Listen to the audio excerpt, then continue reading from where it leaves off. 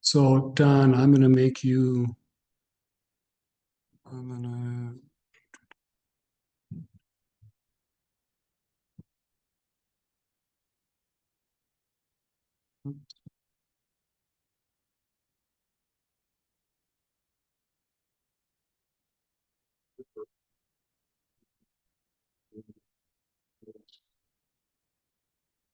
still thinking about it. Yeah.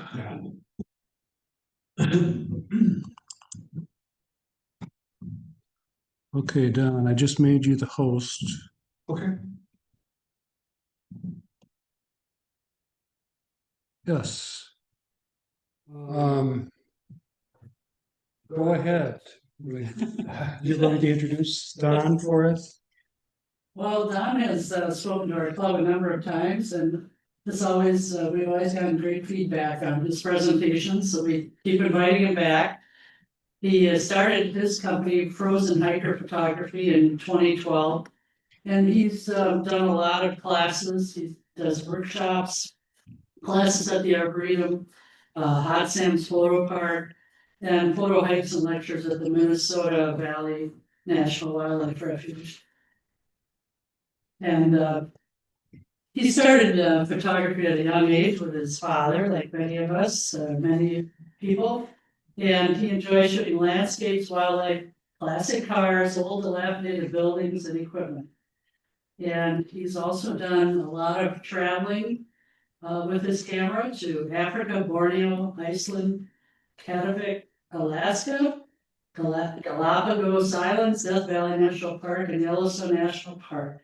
His photos have been in a number of magazines, newspapers, on calendars, and marketing materials. So thank you, Don, for being here tonight. We welcome you back. Well, thanks.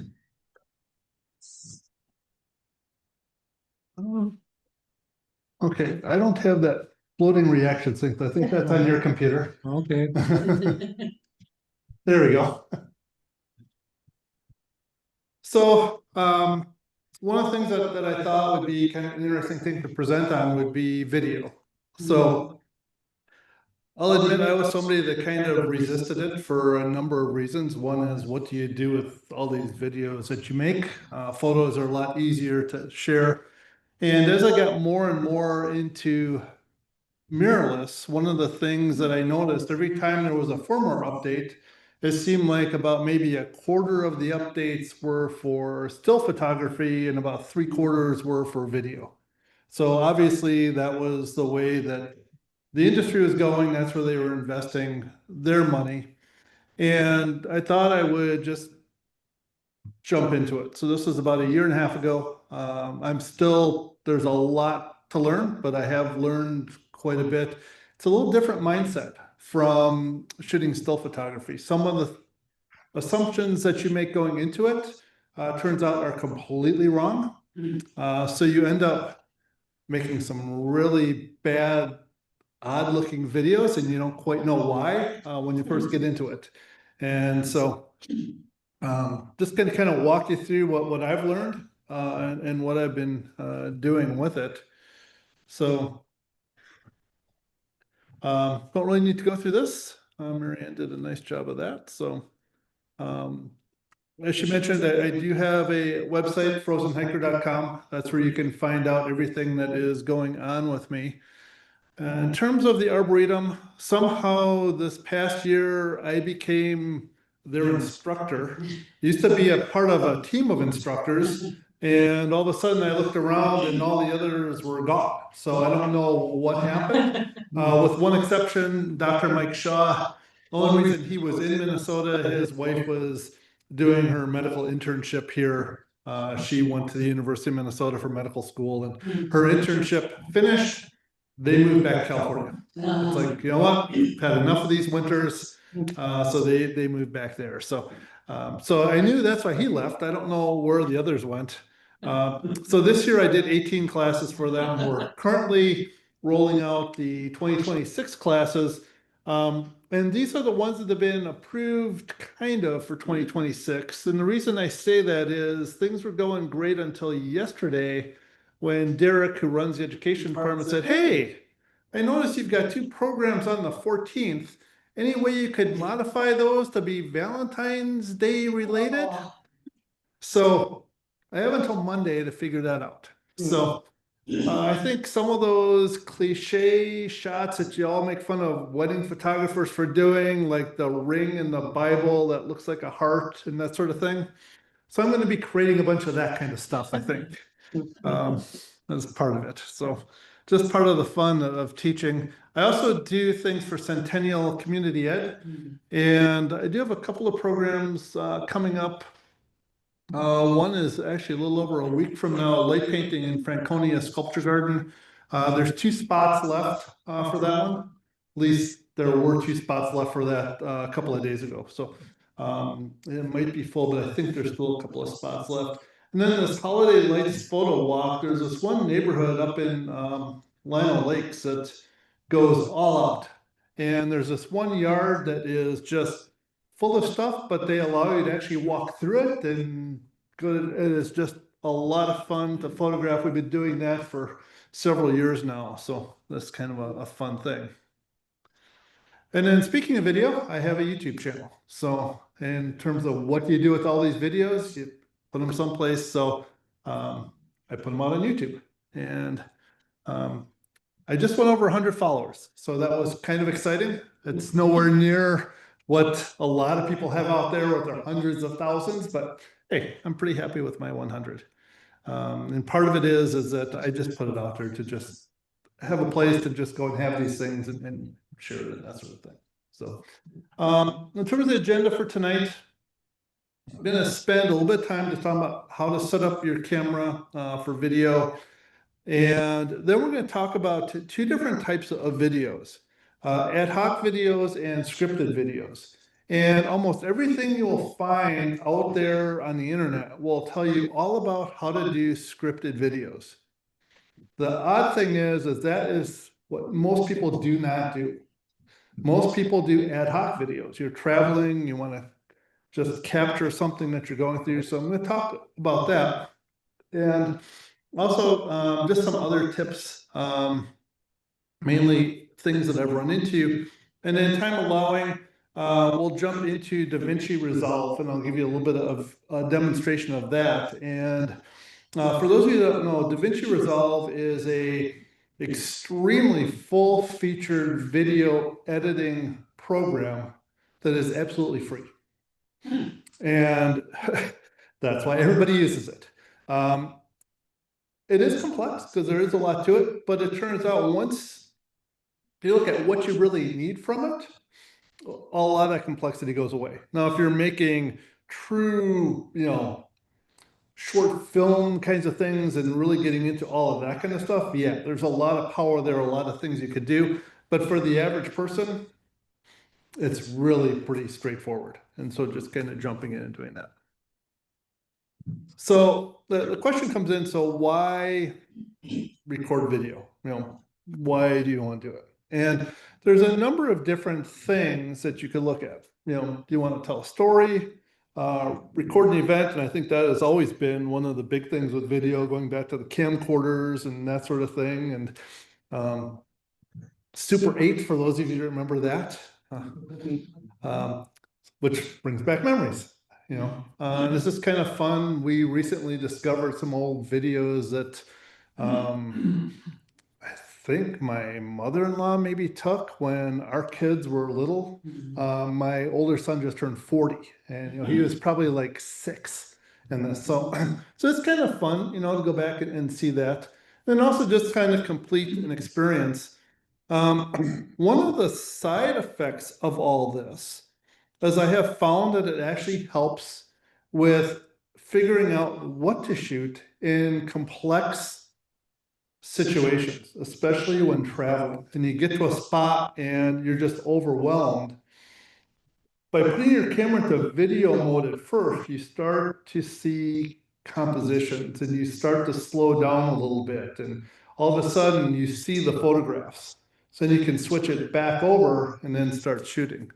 That was something I did not expect, but it can also add a lot of context. So this photo here and you've probably seen other photos of Thor's well out in Oregon.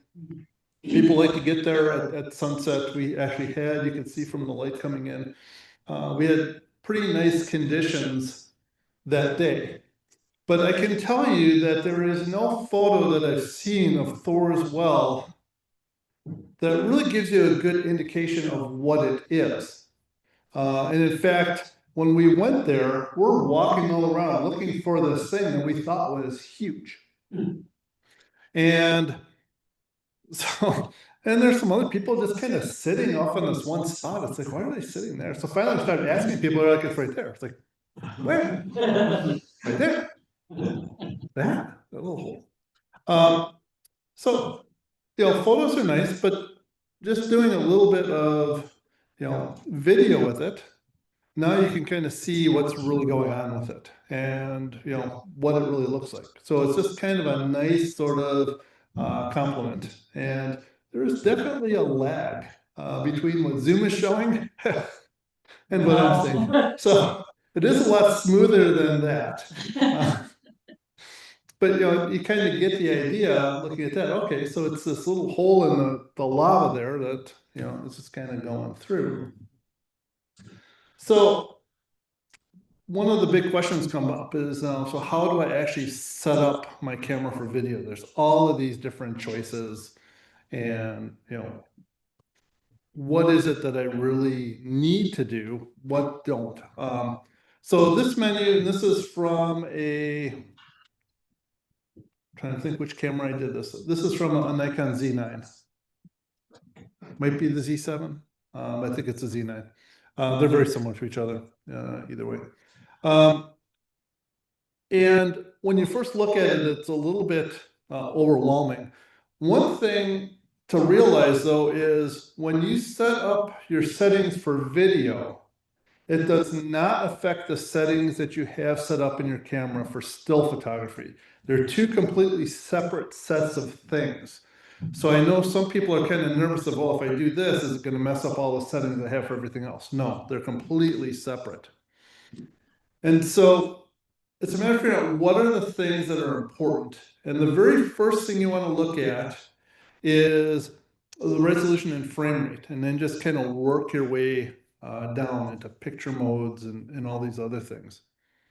And so when we look at the resolution and the frame rate, because we're coming from a stills background, we always think, well, bigger is best. Bigger is actually the only choice. Turns out bigger is bad. Except for some very specific situations. So a lot of cameras coming out now, 6K, 8K, Nikon just came out with their ZR, which is, 6K video. Sony's got one that's 8K. That just doesn't work for most applications. And in fact, if you're posting, you really want to just do HD or 1080 p. 4K is great if you think you're going to need to crop in. So if you're going to need to crop in, do that. The higher the resolution, the more space it's going to take up on the cards. And depending upon your cameras, and especially if you have an older mirrorless camera or a DSLR, if you're shooting in 4K, if the camera allows it, and you're shooting at a higher frames per second rate, there is a good chance your camera is going to overheat. It's a really common issue. The newer ones, the ones that have come out in the last like 3 years, they seem to have figured that out. But the older ones, that is a little bit of a problem. So I typically shoot 1080p. And then the next thing is the frame rate. And we always think about in still photography, either I want to really slow the shutter down and get that nice, blurred waterfall, or I want to freeze the action. Well, if I've got things moving, then don't I want a really high frame rate? Well, the answer to that is no. So depending upon the look that you want, the two choices are typically, do you want 24 frames per second or do you want 30 frames per second? 24 is for a cinematic look, so things that you see in the theater, those are typically shot at 24 frames per second. For things that you see on television, and they call it real time, that's 30 frames per second. And so setting it for those two are typically where you're going to go. The one exception is if you're shooting wildlife. So most of the time when you see wildlife, I'll date myself and refer to Mutual of Omaha's Wild Kingdom, for those of you that remember that. Wildlife, typically when it is being filmed, is shot at 60 frames per second. And the reason it's shot at 60 frames per second is then when it's processed, it's reduced down to 30 frames per second to slow down the footage. It doesn't look like slow motion, it just looks a little bit more natural. And so it's just kind of a trick of wildlife. And then 120 frames per second is for doing true slow motion. So that's the only time you would really do that. So I typically shoot 30 frames per second. And so once you know what your frame rate is, that gets you into your shutter speed. And your shutter speed should be 2 times your frame rate. And you're thinking, well, now isn't everything going to be blurry? Because, you know, don't I want to have... No. The reality is that as we look around, things are blurry. No, not just looking at, you know, something that's been videoed in that, but we actually see a lot of blur as we kind of look around and things move. And our brain just kind of settles that in. So in my case, since I'm shooting 30 frames per second, I need to have my shutter speed at 1/60th of a second. And so that's how I shoot my video. So you really then have 2 choices when it comes to your camera settings. You can either shoot in manual mode or shutter priority, because you need to make sure that that shutter rate is staying at that 1/60th of a second.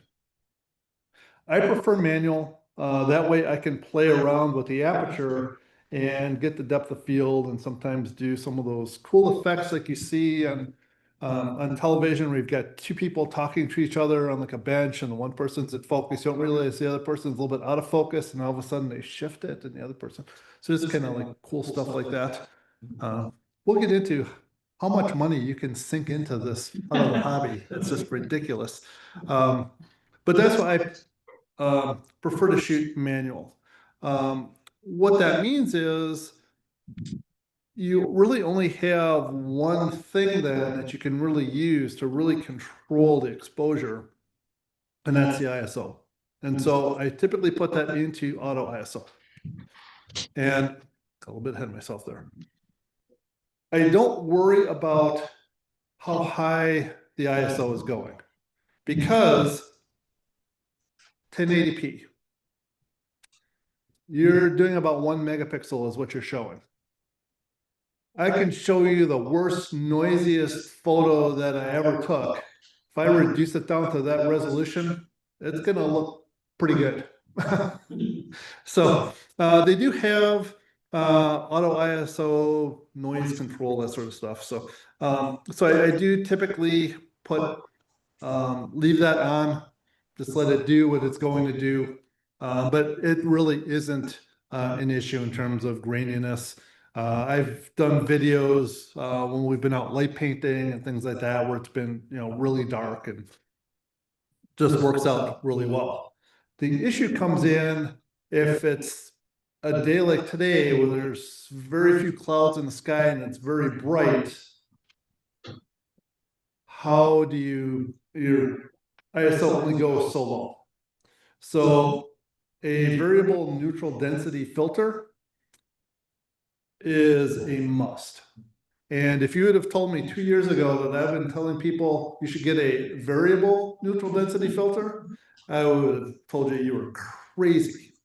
But it turns out that it is actually really important for being able to just dial it in. Just make sure you stick with those little tick marks on it. It's when you're in between that you'll see those X pattern things show up. But if you just stay with the where it's marked and have those little dots lined up. It'll be fine.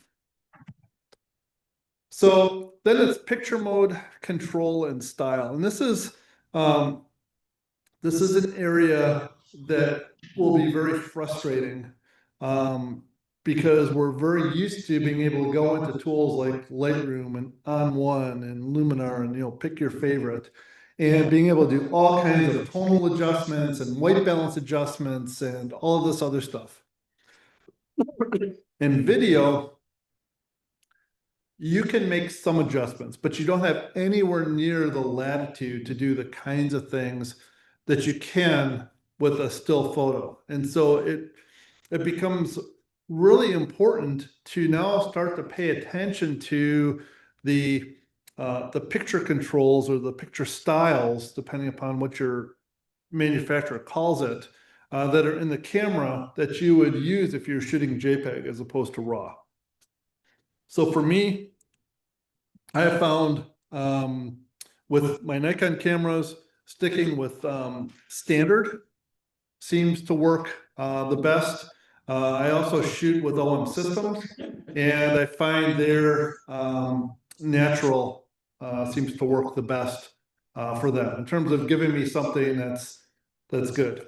The one thing that I have learned, because a lot of my videos will also have slideshows in them, or they'll have the final photo that I created from, is that what they see during the video part, which was captured, and then the photo that then gets presented.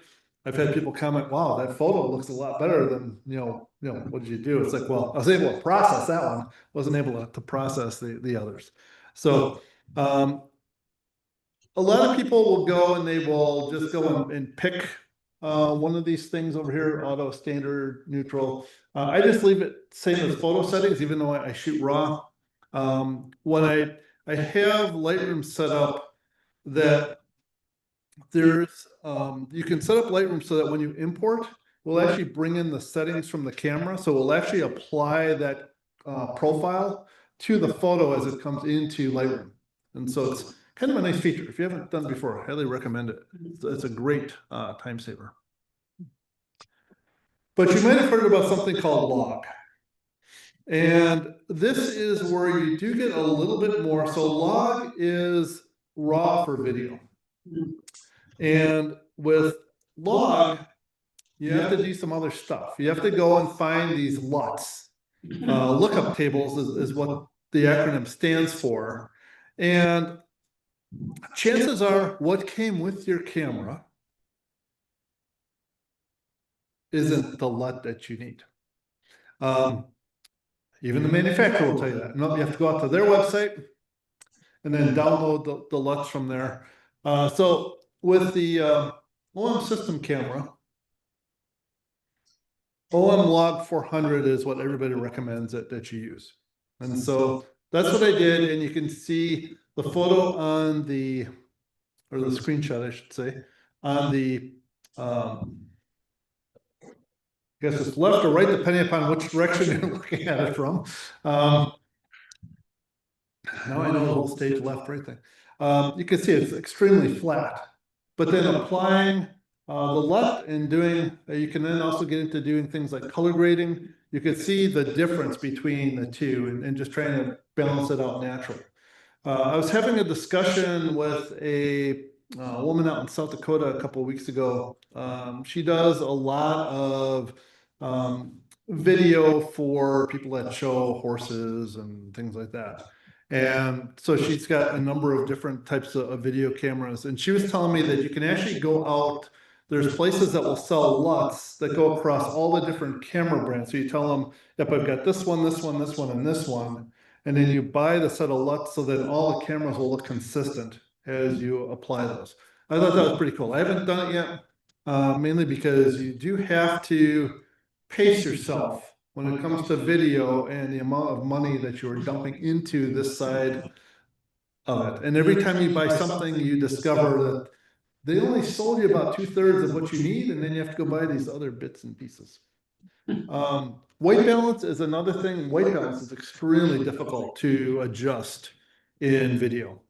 So definitely trying to get that right I just leave it in auto. That seems to work really well. And that's been my preferred way to do that. But it is very challenging to set that up. And one of the things that you might have noticed is that when you're in the video menu, auto is a little bit different. And so it's got this auto 1, auto 0, auto 2. And so basically what you're telling the camera is if you like to have your videos to be more on the warmer side, then you would pick auto 2. And so what it's going to do is it's going to try to maintain the warm colors in the photo. If you like it on the cooler side, you put auto 0. If you just want to keep what they refer to as the overall atmosphere, whatever that means, then you put it in auto 1. So that's what I use. I use auto 1. I've got a couple of clients that I work with quite a bit. They hire me to help them a lot with photo editing. And I am one of these people. I do like to have my photos on the warmer side. So they're just amazed that I am picking auto 1 instead of auto 2. They're like, you always warm things up. It's like, oh, not in this case. Image stabilization. I can tell you that when you see somebody moving, walking down a path, and that video is perfectly still, there is an entire rig that's involved with doing that. Because walking and trying to capture things handheld says typically does not work. I can take that word typically out of there. I have tried the ninja walk. I've tried the backwards walk. I've tried the shuffle. I've tried all these different things that people claim you can do. None of it works. Now, I'll admit I'm not the most coordinated guy out there, but still, as you saw from that, it can be pretty shaky. But cameras do give you some things to help. So when it comes to the video side of your camera, there's actually 2 in-body stabilization mechanisms. There's the same one that's done for still photography, which actually your sensor is actually moving to counteract you a little bit. That's actually how that part works. And that's referred to as sensor shift. And then there's electronic stabilization. And what that does is it slightly reduces the field of view, and then it just electronically or digitally also tries to steady it as well. Some of the video editing, in fact, I was playing with it today with this, because I always do it. I always do some stuff while I'm walking, because I think I'm going to pull it off this time. It just did some bizarre things. So yeah, it smoothed out my video, but all of the things in there were warping, like moving around, like it was in like some, and they were stone structures in that, so it was very unsettling. So to set it up, the vibration reduction, image stabilization, whatever your camera manufacturer calls it, just set it to normal. Sport, actually, if your camera is a sport mode, it actually does some odd things with video, because it then assumes that you are not moving, but everything else is moving, and it doesn't quite work well. So I found normal works much better, even if I am doing video of sporting type activities. And then there's this electronic VR, and so that's the other one. And so turning that on, like I said, some people don't like it. I look at it as I need all the help I can get. So I'm going to turn them all on, and that works for me. And if I lose a quarter of an inch around the edges, so be it. Not really going to notice it anyway. Now, if you shoot the OM system cameras, those actually combine the 2 into one setting. And so they have IS1, IS2, and IS off. And with IS1, that's both the sensor shift and the digital. IS2 gives you the other one. And then you can also play with levels of stability, +1, -1, 0. I've tried all 3. I don't see any difference between them. There must be something, but I just leave it at 0. So going and setting it up, you just go in, set your image stabilization, electronic stabilization, and then you're good to go. And then we get to focus modes. And this is one of those areas where you will hear a lot of people that hopefully you can still hear me.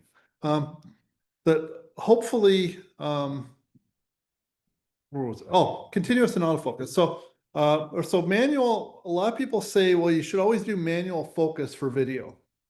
And you're putting it right there. I'm not that good. Autofocus, when it came about back in the 1980s, I was one of the first people. In fact, I still have that Nikon N2020 camera sitting in my closet. It was not a great autofocusing camera, but that was just a game changer for me. Probably the best technology ever. So I use continuous autofocus, but there are times that manual autofocus does help. Now, one of the things I've discovered is when you're in video mode and you go to manual autofocus, if you have focus peaking turned on your monitor, it will actually show you the focus peaking. And so that does actually help. But I typically just leave it in continuous autofocus, and that seems to work pretty well for me. And in fact, that little video you saw of the boat going down the river, I actually told the guy with the boat, I said, go as fast as you can, because I was just testing out to see how would it do with the stuff as it was flying. But it did pretty well. Occasionally it would lose it. But the thing that you'll notice when you go into the focus modes is you'll find that there is another autofocus that's different from what you're used to. So most cameras have autofocus single, autofocus continuous, and then there'll be a full-time autofocus. And you're probably thinking, well, what's the difference between that and continuous? The difference is it continues to focus when you're not touching any of the buttons on your camera, which when you're doing video is typically what you're doing. So you typically hit that little record button, and you take your hands away from the buttons until you want to stop. And so this tells the camera, no, I want you to continue to focus even though I'm not touching any buttons on it. If you have it set to AFC, then you either need to, hold the back button if you do back button focus, or you need to hold down the shutter, or some of them you have to hold down the, which is really bad, the record button. And the problem with that one is you might lift up a little bit and then lift down, and then all of a sudden you turned off your recording, you don't realize it, and you're still continuing to do it. So the full-time autofocus is what you want to set for that. That just uses a lot of battery. Oh yeah. Yeah, when you're doing video, pack a few extras. Everything else is available to you. So whatever your camera offers in terms of detecting people, animals, spaceships, whatever autofocus mode you have, all of that's available. So just pick whatever is appropriate for what you're shooting that day. So I thought that was, pretty cool, but all of that's there. So at this point, that's all you need. Your camera is set up for video, and you are good to go. But I'm going to have to turn on my volume for this.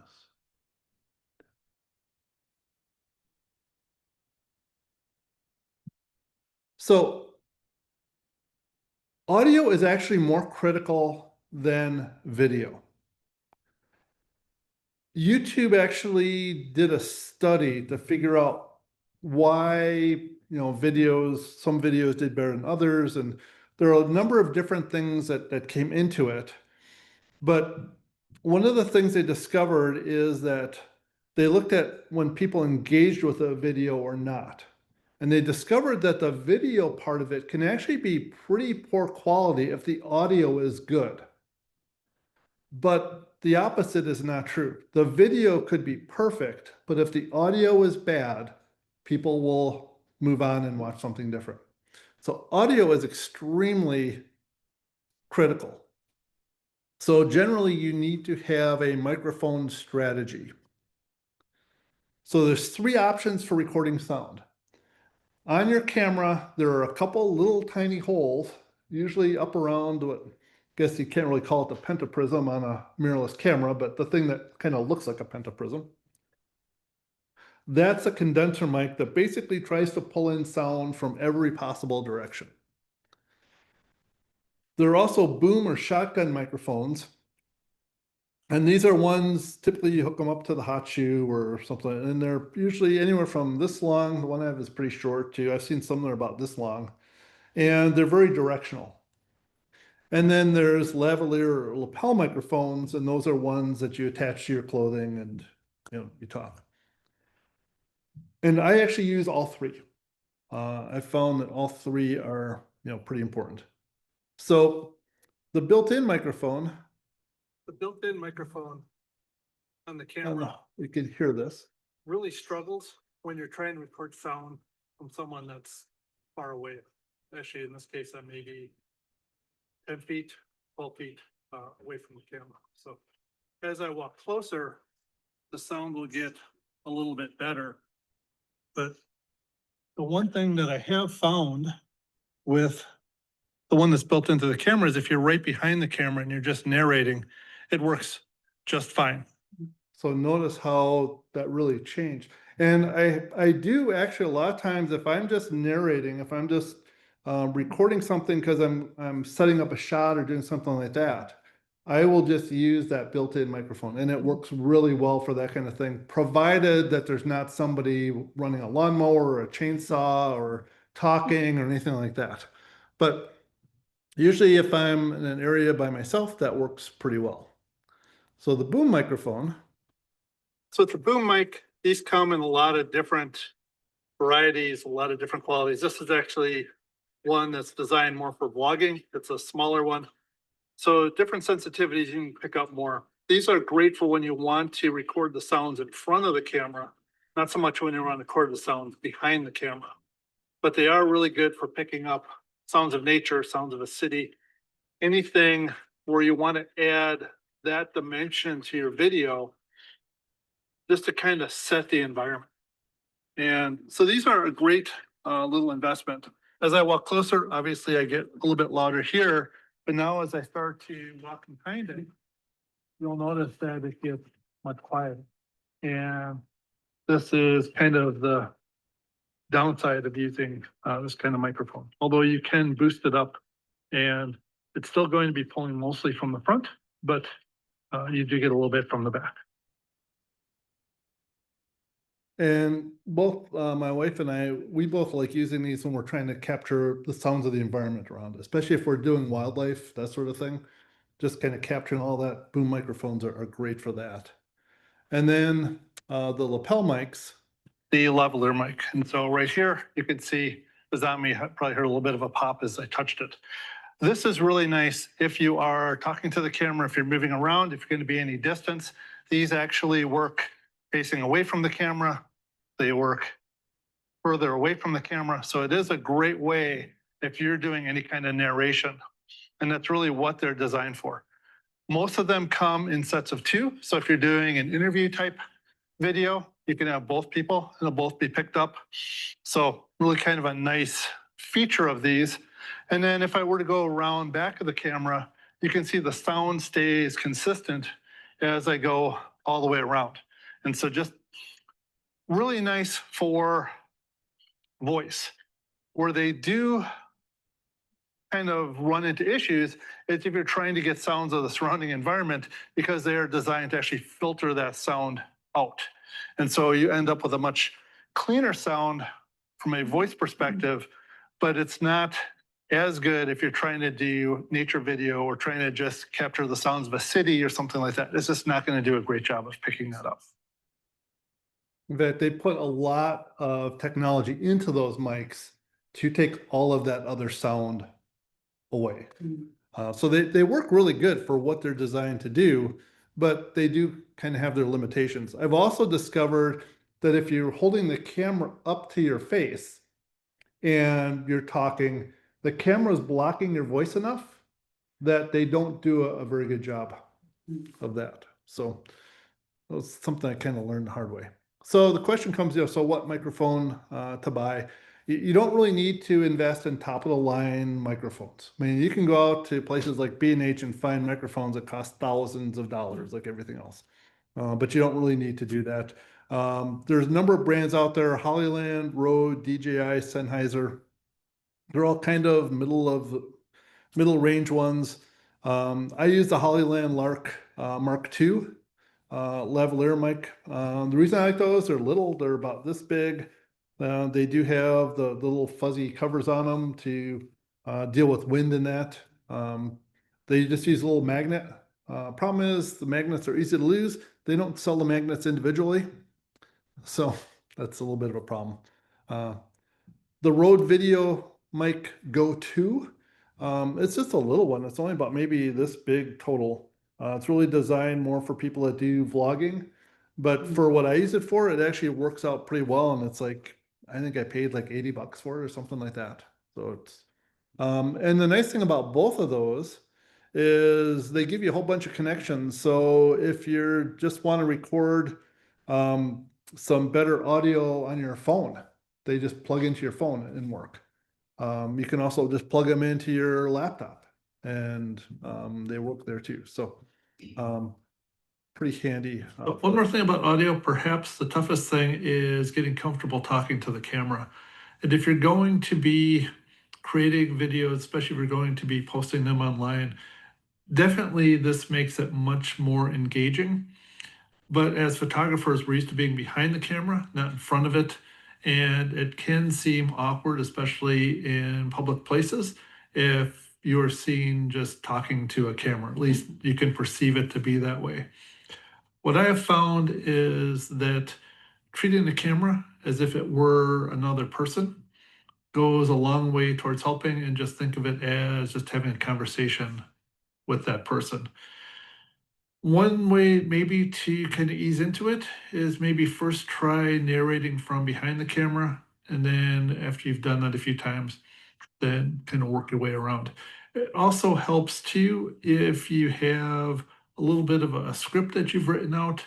Doesn't necessarily have to be a word for word script, but just bullet points of some of the things that you want to discuss. And that'll at least keep you on track and keep you from rambling. So that's probably the hardest thing is if you're out, like picture yourself at Christmas time here down on the riverfront, and they have everything there, and you've got your camera set up and you're in front of it and you're talking to it, and there's 1,000 other people around. It isn't the most comfortable thing to do. But what I've discovered is most people are actually pretty good, if they see you doing that, of actually moving back a little bit and not being very loud. You do sometimes run into another situation though where people don't quite realize what you're doing, and so they come and join the conversation. I've had that happen a few times. It's just kind of weird and awkward, but it does happen. So now that we've got our camera set up, now we can go and we can start to capture video. So we'll talk a little bit about ad hoc video capture. And as I mentioned before, realistically, this is the way most people will be capturing video. This is, you're traveling, you want to, you're kind of an interesting place, you want to, capture some video of what you're seeing, or maybe you're at an event, or someone's demonstrating something to you. It could be like a pottery thing or glass blowing. If you ever go up to Duluth, there's that glass blowing place right in Canal Park, and you can sit there and watch that. That'd be a great thing to take a video of, watching, somebody, make something. I can also tell you from personal experience, sign up and do it, because it is a lot of fun.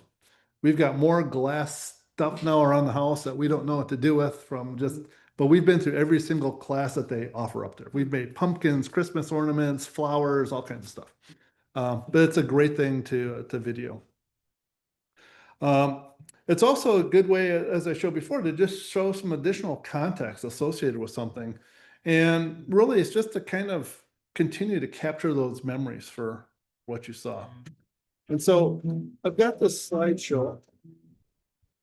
And so, as we're kind of going through and looking at this, it's kind of an interesting area. This is Matera, Italy, was once referred to as the eyesore of Italy, the armpit of Italy, a lot of really, there's basically people until 1960 lived in caves. The Italian government kicked everybody out, gave them new places to live, and then in a stroke of genius, then turned around and sold these places, but you could only have them if you're making a hotel, restaurant, gift shop, or something like that. So they basically turned it into all commercial property. But as we look at that slideshow, how big is the area? What else is around it? What else is really going on? And also, where do you start? It's very overwhelming when you first look at it to figure out, what do you even take a photo of? And so this is where, capturing some video can help. And when we look at the different approaches that there are to ad hoc videos, there's actually 4. So there's the traditional, and this is, you just start with a big wide establishing shot, just try to get as much into that screen as you possibly can. Maybe you do a big pan around, but then you start zooming in for details, and then you look for your closing shot. Another approach is the reveal, where you start really tight on something, and then you pull back and you just kind of reveal everything else that's around. And so those typically work well for travel types of things. And then there's the demonstration. You've got a presenter zoom in for detail shots, out for explanation shots, and just kind of repeat that process. And then action, so any kind of event where you're trying to record activity, looking at different angles, try to get different segments. This one can be kind of fun if you've got multiple different cameras that you can play with. I've got a friend that has like 4 or 5 little GoPros that he'll just set up in addition to his camera. It's just capturing additional footage that he just kind of brings in. So it's really kind of a cool way to do that. And because of him, I now have 2 GoPros. You'll always be finding others, like I said, other stuff to do it. So some of the advantages of the first 2 approaches, I think as you look at, adding context, but also adding motion. So if you've got rather static subject matter, it does make it a little bit more dynamic.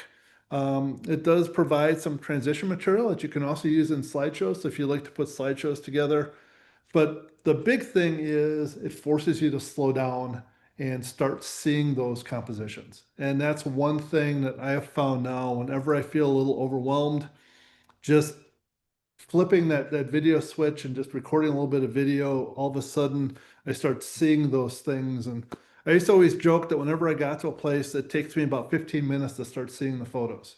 For the first 15 minutes, it's just like, I'm not sure what to shoot. And then all of a sudden I start to see, once I start to see, then I can't not see. And then of course, then everybody's upset because then I never want to leave. Kind of the typical thing. So just to show an example, so kind of, approach 1, the traditional example. And so this is all handheld. Because that's the other thing about ad hoc video is most of the time, you're not going to have a tripod with you. You're not going to have all of this other stuff that they tell you have to have. So, you just do the best that you can. Try to avoid making people seasick. I've got some that, you can see this has a little bit of it. But the other thing is you don't have to use all of it. You can cut and splice this stuff together and just pick, the best pieces of it. It's probably realistically about a 5-to-1, 6-to-1 ratio of what you shoot versus what you actually present. So you do throw a good chunk of it away. And if you saw some of the parts of this, you would think, ooh, that's bad.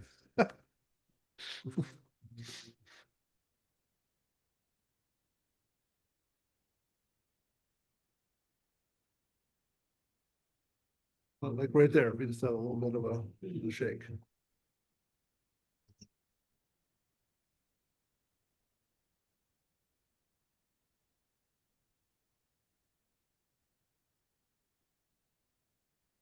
I've also found that as you're panning and moving, if you zoom in and out, it also will mask a lot of that awkward movement that you're doing, and people don't notice it as much.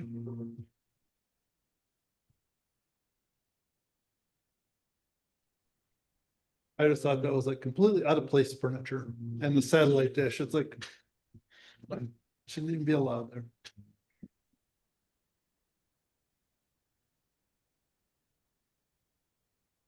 And just like when you are zoomed in with a camera, it's easier to blur. The farther you're zoomed in with a video, it's really easy to get it shaky and not fun to watch. Yes. And in fact, telephoto lenses are your worst enemy when doing video, unless you are on a tripod. Um, which can make it really challenging for wildlife.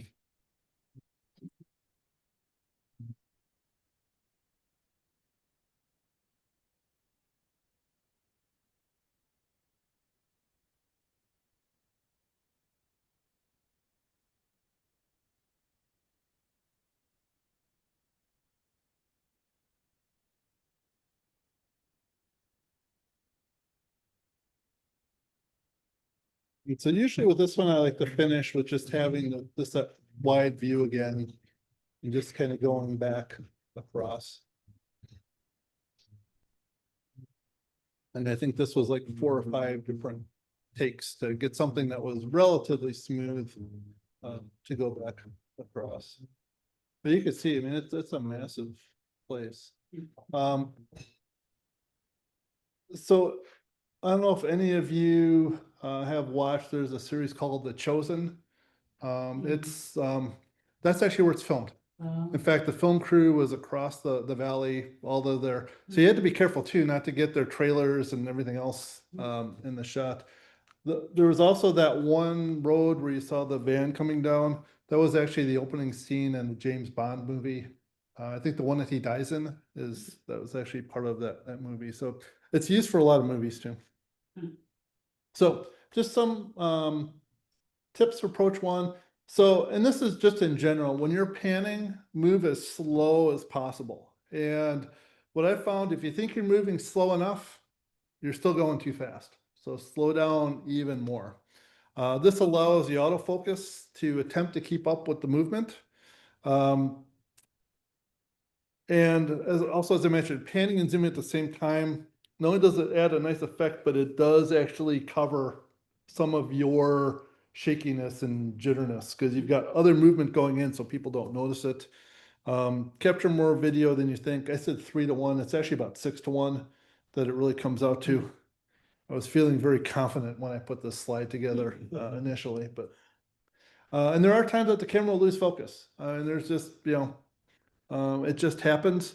That's why the great thing is you can cut those parts out and, edit it and be good.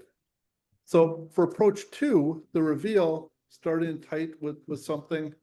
And, especially if you're hand holding that, this can also be a little bit of a challenge. And you can see the autofocus struggle there, but then, zoom out and just kind of reveal everything that's in the background. And just kind of show, and you can just kind of play with, going back and forth and this kind of gives sort of that idea of really how big these things are.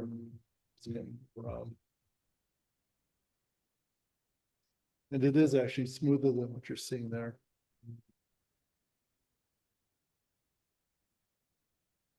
Must be some kind of frame buffering thing that Zoom's doing, that's pulling things up. And so the same thing for approach 1 really apply here, but for the opening shot, try to be as steady as possible, especially being really tight. The movements are going to be much more noticeable as you saw. And it might even lose focus temporarily. But this is something just to kind of deal with. One of the things that I find is to practice the path for both zooming as well as panning before you do it. Just to kind of know where you're going to go with it. You kind of get lost when you're looking either at the screen on the back or through the viewfinder. You kind of get lost everything else that's around you because you've just got that small thing. And so it's like, how much to the right or how much to the left do I need to go in that? And then zooming out slowly and adjusting the camera angle also helps with lighting changes as well. Because the camera will actually adjust to lighting slower than you think. And the firmware is actually designed to do that intentionally, so it's not a big jump from one to another. So in approaches 3 and 4, best when dealing with action, capturing a story, recording an experience, or needing to remember details, which is kind of interesting. I've actually started doing this when I've been doing some repairs and that around the house. Just setting the camera up to just record me doing it, because it's like, okay, does that go in first or does that go in first, or how does that go in and that sort of thing. Really kind of a nice little thing. You could just set your camera up in the corner and just do that. Some of the things that's nice, it shows behavior related to wildlife, something that you can't really get necessarily from a still photo. You get a little bit of a sense for it, but not quite to the same extent. Chaos or serenity of an environment. As I mentioned, reference related use or just other information.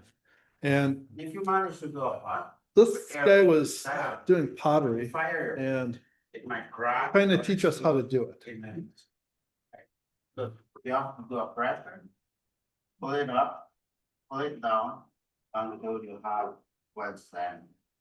So I am building some balls for now. I'm going to build a ball. And people will walk into your frame. It will just happen because So on February, we're going to display some parts, using some balls as well. To display. and I find with this having some kind of a Right. transition thing between the different video clips helps, as opposed to just having them stacked up one on top of another.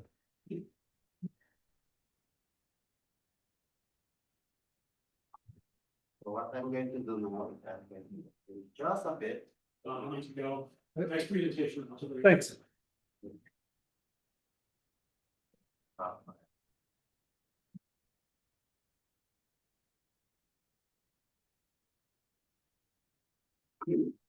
And this was all captured just with the microphone that's built into the camera, because I had no idea that we were even going to be doing this. And so it's just like, okay, well, I'll go and get some footage of this and go ahead and do it. But here you can see getting in close, getting those details, moving back, all works pretty well together. I can tell you that, and my wife didn't capture any video of it, but it would have been great if she did. So he then said, "Who wants to try?" And so it's like, I'll try. I found out I'm really good at making donuts. Basically, I was trying to bring it up. All of a sudden, I'd have a ring of clay. Was that with a tripod or no? No, that was all handheld. So some tips for this: always ask if video is allowed.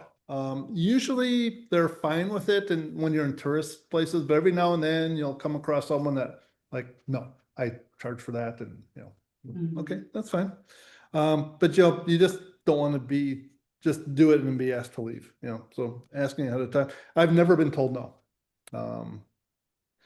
Shoot in segments, so think in terms of like a cooking show of, just these little bits and pieces. This will also allow you to capture some photos in between too.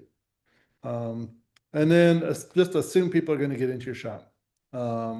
Just try to move to a different one, but they just will. They'll walk in front of you, and because you're not actively pressing the shutter in that. You know, a lot of times when you're doing video, you're holding the camera out in front, you know, they just don't care. And then finally, the action one. And this was really challenging because this was actually shot at 400 millimeters and handheld. So that's really, really tough with the telephoto lens. This was probably like a 20-to-1 ratio of footage that was kept versus footage that was thrown away. I had no idea that they did their nests like this. This was just happy discovery that we found with this one, just going and collecting bits of grass and bringing it down into its little nest burrow and then coming back out and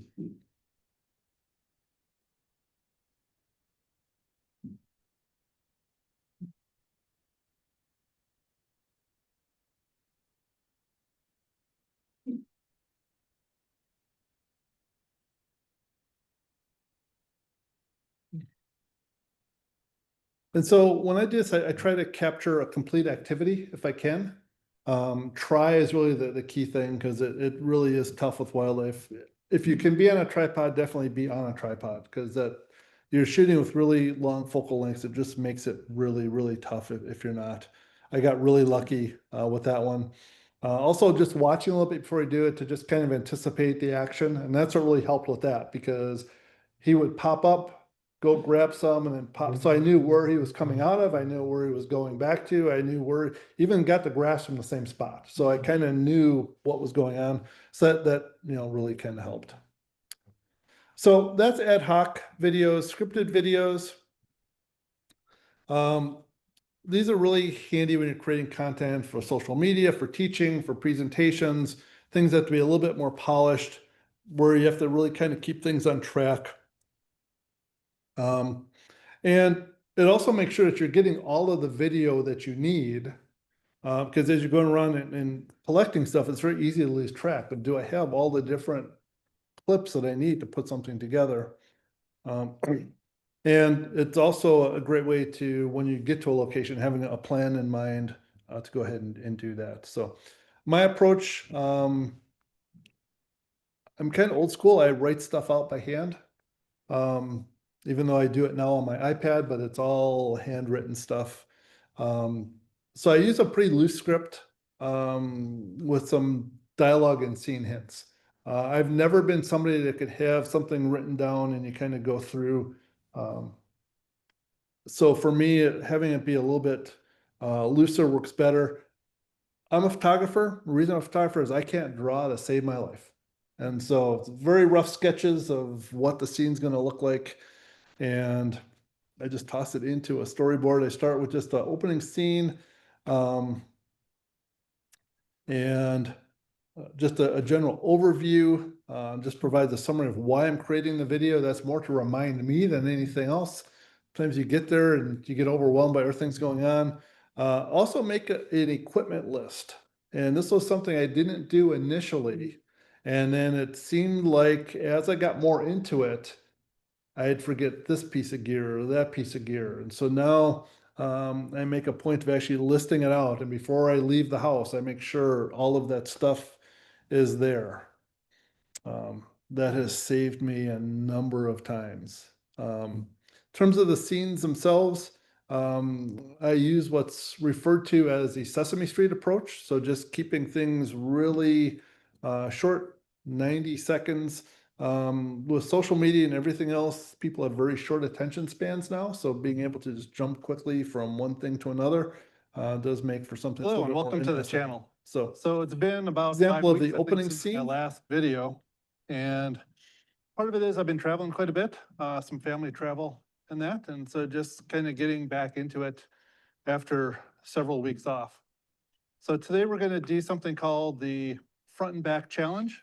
The front and back challenge is you take a photo in one direction and then you turn around 180 degrees and take it in the other direction. And you end up with something that looks, you know, kind of like this. So this actually started as a street photographer's challenge. but I think it also applies well to nature photography. And one of the benefits, I think, of it is that we end up kind of forcing ourselves to really kind of stop and look around our environment and see those things that maybe we didn't notice because we were so locked into whatever the subject was that we had discovered that we never looked behind us or in other directions for that matter. So kind of a fun exercise. So you're not necessarily going to get all portfolio worthy photos from this, but really that's not kind of what we're going after. What we're really going after is trying to get those just those shots that really kind of show, what's around You can us. see what's here, I'm using the in our level environment. type. And actually, when you couple them together, actually makes kind of an interesting thing. So my goal today is to probably try to get, I don't know, maybe 5 or 6 different sets of photos, but maybe we'll get more. Sometimes it just kind of depends on the scene. We have a beautiful day today. Not necessarily the sky that most photographers like. It is one of those completely blue skies, but it's the kind of sky everybody else in the world just loves. So we'll make the best of that.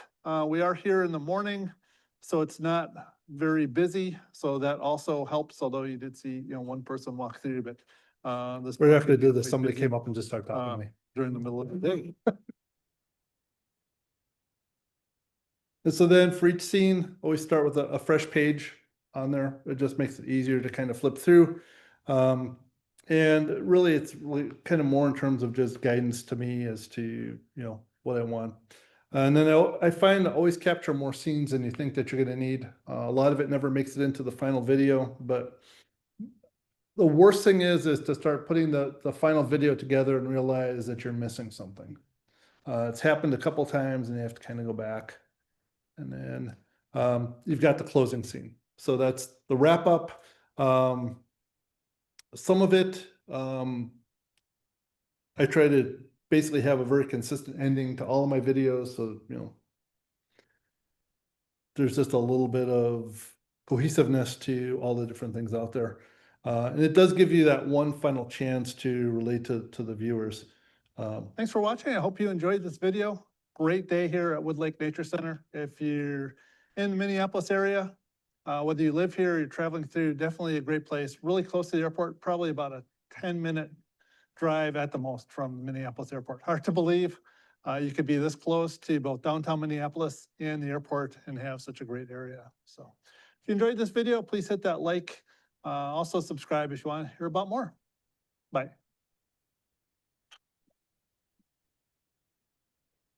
So a few other tips. The ISO issues you're going to run into are going to happen on the low end when it's really bright. And so that's really having those neutral density filters, and the variable one I find works really well. If not, get a 3-stop. I was using just a 3-stop for a while. That was doing relatively okay, but I have run into where that's not quite dark enough, and so I've since switched. If you do have to go with a faster shutter speed, try not to go crazy, but and then just slow your movements down. That'll kind of hide some of it. Otherwise, it looks kind of like a time lapse. Keep it short. Like everything else, 10 minutes. If you go over 10 minutes, then you probably want to go back and start cutting out some more stuff. Try to keep it under 10 minutes if you can. Transitions help to break up the time as well. You saw, I threw the photos in there. I did a lot, and just think about how cooking shows are formatted. And one of the things that you find, or the 2 big things, is you'll find redundant video. It's like, well, I've already got something else that's showing the same thing. I don't need to have that in there twice. And then also rambling audio as well. Sensor dust. It's very distracting, and it's there. And unlike tools like Lightroom, where you can go in, and now Lightroom even has that one-click remove all your dust feature in the latest one. You don't have that for video unless you go with the very high-end editors, which cost a lot of money to do dust removal and that. So that can be a problem. So if you're not familiar with cleaning your sensor and being comfortable with that, if you're going to get into this, it is a good thing to learn how to do. And then if you're going to be capturing video and moving, this is where spending some money on a GoPro, you don't need the latest one. You can buy one that's 3 or 4 models old.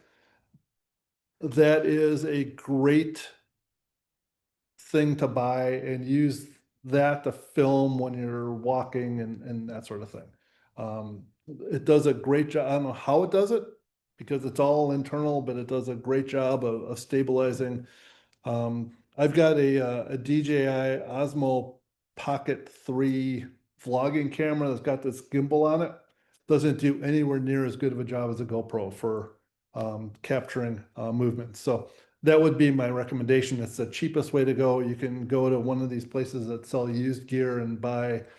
I think the ones I have are, I think I've got a GoPro 6 and a GoPro 10 or something like that. And I don't know what they're on now, but they're all, several years old and nobody's gonna know any difference. And then distractions, you're gonna encounter things moving into the background. You can't remove distractions in a video, at least not very easily, unless you have the really high-end tools. And just be patient, realize you're gonna need to capture several takes of a scene. I can't tell you the number of times that somebody has started up some piece of machinery shortly after, or a motorcycle goes by, or, so distractions happen. Camera tilt, another thing, if you're hand holding, just, if your camera does allow you to see a virtual horizon when capturing video, turn that on. That's a big help. I use that all the time. And it's amazing. I'll glance at that and all of a sudden it's like this. It's like,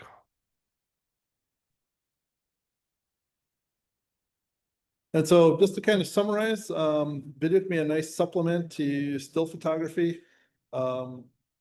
Video settings in your camera are independent from your photography, so it's not going to mess anything up. That's probably the biggest thing, biggest question I get. And then it just kind of helps too, if you're just trying to give people an idea of what it was that you saw. So there was a question slide there that disappeared. Not quite sure where it went. So just to show, just quickly, this is what DaVinci looks like. And it's basically a matter of, get a little preview of the YouTube video that's coming out next week, actually. So you basically just drag things down. You have different video channels and audio channels, and they just stack up. And so it's very similar to layers in Photoshop, which probably now just scared like 3/4 of the people away. But basically everything you lay on top is going to cover up what's below it. And so for here, I've got the titles that come in. And so you can see the overlay, and those are just these two things up here. And everything you just drag in from over here, or it's videos that you just import in. And you can go and record and do, add some of your own audio to it as well, which I did down here.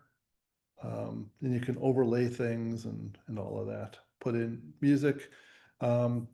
They give you video transitions, audio transit, although I've never used audio transitions, titles, generators. So like this piece right here, this background is just a generated paper that just puts it back there.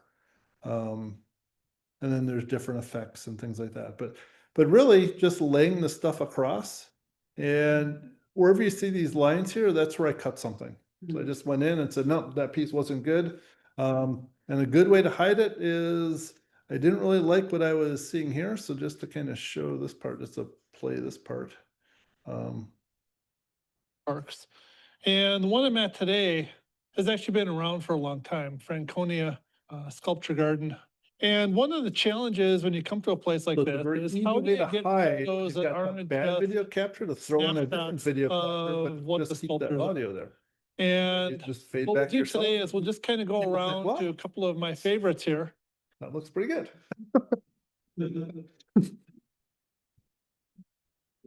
And I do that trick all the time. So, any questions? Well, it's a whole different animal. It is a lot of fun, I will say that. I don't know what it is about buying gear. So I did recently buy a big gimbal for my camera. And I discovered after I got it that, oh, you probably want to have a handle for that. You would think the handle would come with it. Nope. And then you kind of look at it some more and it's like, oh, well, if you want to zoom in and out, then you have to buy this motor and this attachment that goes on your lens to zoom in and out because you can't reach in front and do it because it's on a gimbal that's moving. So it's got to be this motorized thing.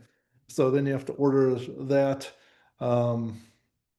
Every time I've bought something, after I've gotten it home and started setting up, it's like, oh, I need to go buy that.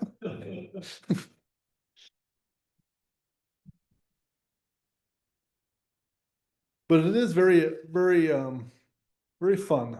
And I've enjoyed doing it. So I'm glad I got into it and started working with it. I have a long way to go. I'm certainly, still learning the video side of things, but it's as simple as just throwing that little switch on your camera. And some of the cameras make it easier than others. The Nikons that I use, there's just a switch on the back, so you can just throw that pretty easily. I've got the OM1 Mark II. That one, I don't like how you switch back and forth because it's the same mode dial to go between the different camera modes and program modes and that. And so you have to like reach up, push the button down, turn it.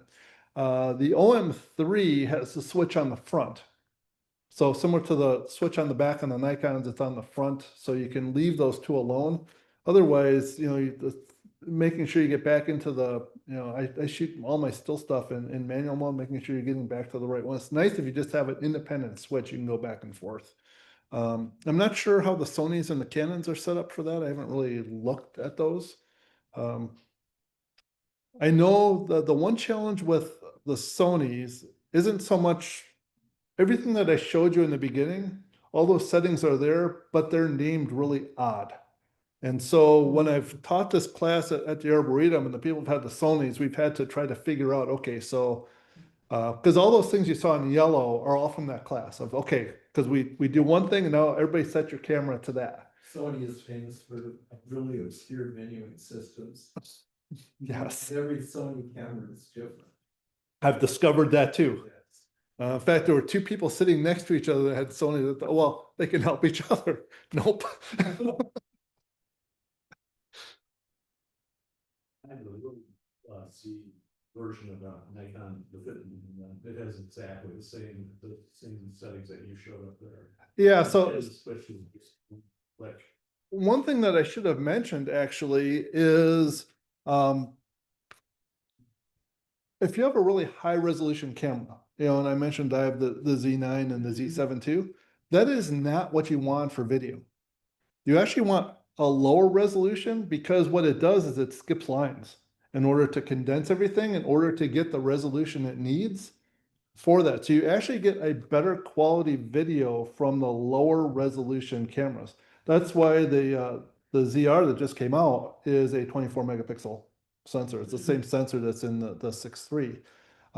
If you look at the professional cameras, so like the Red, RE, Black Magic, those are typically around 19 megapixels. Why 19? I've got no idea, but that I'm guessing it has to do with the aspect ratio and that. so it's 20. Yeah, and 20, that seems to be pretty common with a lot of them, is that a lot of the vlogging cameras are around 20. And so you do actually get a little bit better video from those cameras with the lower resolution sensors. which is great when you've got all your money invested in the high resolution ones. It's like, oh. So I guess it just means I have to buy a ZR. This has been great. Thank you very much. Oh, for welcome. Presenting and showing some of us old folks a new way to spend money. Yes, that's the whole point of it, really, is. Thank you. Yeah, lots of good detail. Did you want to say anything about drag on specialized tripod heads? Yes, I think I just heard a question about specialized tripod heads. Very good point, and something I didn't mention. So, your ball head isn't gonna quite cut it for this. So a fluid head, which kind of looks like a pin and tilt head, but there's a little bit extra stuff in there to just make the movements smoother. Manfrotto makes one that's very good. And that's actually the one that I use. I modified mine. So this is another thing. So I got it and then realized with my Swiss Arca plates, because this thing is made by Manfrotto. So guess what?